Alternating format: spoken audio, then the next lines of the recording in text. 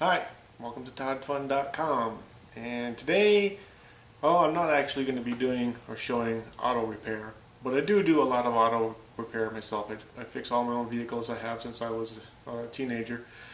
The last time I think I've done a video is when I actually pulled the motor out of this old Jeep and totally rebuilt it, but I wasn't doing full videos at the time, so if you go to ToddFun.com, you will see a posting. I'll put a link in the show notes here for essentially it's just photos and daily updates of that whole process of rebuilding the engine in my 1994 Jeep Grand Cherokee here. I haven't had any problems since then, and that was many moons ago, but now I have a problem. My heater core, this guy right here, has popped, and it's the original heater core from '94. A heater core is essentially where you get your heat in your cab. Some radiator fluid passes through some pipes here, goes through this little core.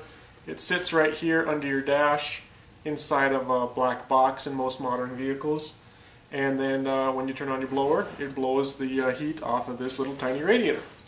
And this is what they look like. This is probably the fourth one I've replaced in vehicles over my life. This one is the first, of course, on this vehicle. And you can see where it's basically rusted through on the top. And this is just the in and out pipes. This little radiator gets hot, air blows over it, puts heat in your cab.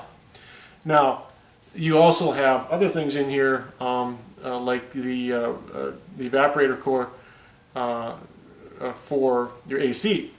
It's right beside this.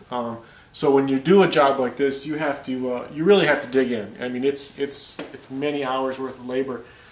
So your instrument panel has to come off, your steering column has to be dropped out, your dash has to come out, and there's a big black box here, like a giant clamshell box with all the ducting and motors to control whether or not you're going to have heat at the feet, or heat in your face, or heat up on your defrost and stuff.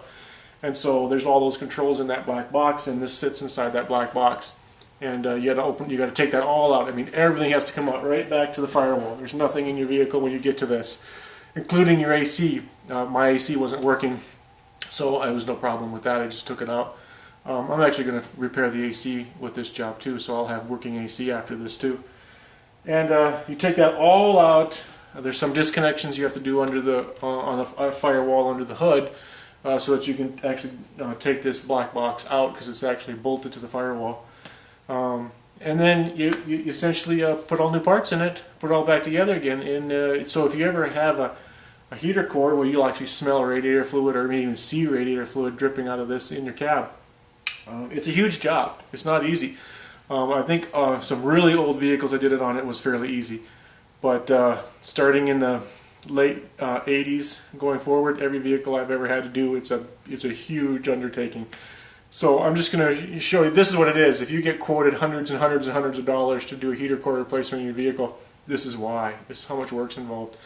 So I'm just going to show a few close-ups of the things I took apart, and that's about it. That's the whole video. Just letting you know, I do this too. I'm not going to get into showing car repairs, because I get my fix of car repairs by watching Old Fast and Loud and Horsepower TV, and on YouTube I watch Eric the Car Guy. I really recommend Eric the Car Guy. He's amazing videos if you want to learn about repairing cars.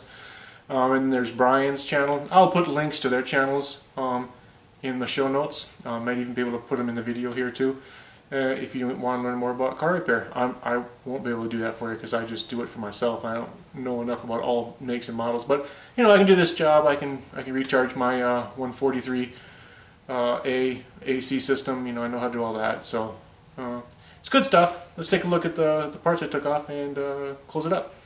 Okay, so this is the inside of the Jeep. Yes, the seats have to come out simply because I'm a big guy and I can't take out that dash and have the seats in the way. All the console, everything has to come out. Here's the dash over here. There's some new AC parts there. That's the dash that pulls out. There's a couple hundred connectors. There's like 100-way connectors. There's one on each side that pulls off, and half a million little screws. Center console has to come out. some stuff under the hood like the battery and just some things so you can get to the AC and the firewall. There's a glove compartment has to come out. There's the new AC compressor ready to go because I haven't had AC in this thing for quite a while. So I might as well fix that if I'm doing this. This is under the hood. Not much to do here. You have to pull out the AC, of course, which was right here.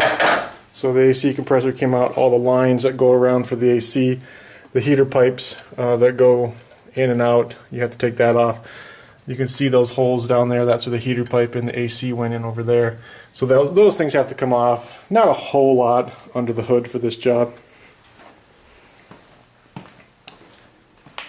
Here's this, I mean, I'm not enough of a mechanic to tell you what this is. It's sort of like the ducting air control system.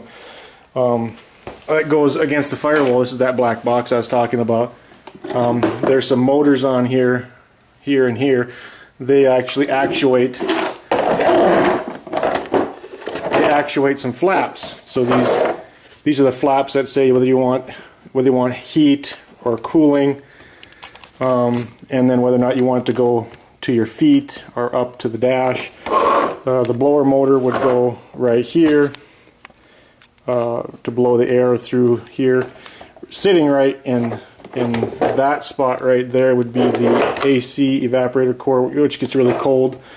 But if you want heat, then that way I suppose would go for the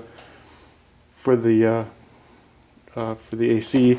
Flip the other way, and this is sitting in here like this, and then you get the air would go through the heater core and around. It goes like this, and then it's just AC through here.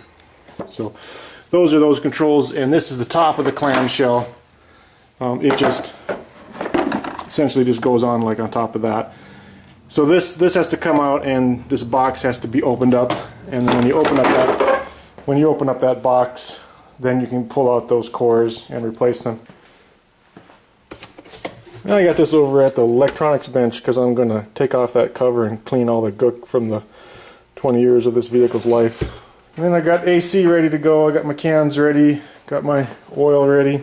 Then I just use one of these cheapos from Harbor Freight to recharge the AC system. They're pretty simple to use. And I got a new heater core. So this is going to be the new one that goes in. Well, that's the other half of my garage that you normally don't see. You actually see me on the other side of the garage on my electronics benches. But this is the other half where I do my mechanic work. So that's it, just an update of what I'm working on. I'm real busy with this, so no more YouTube videos for a little bit.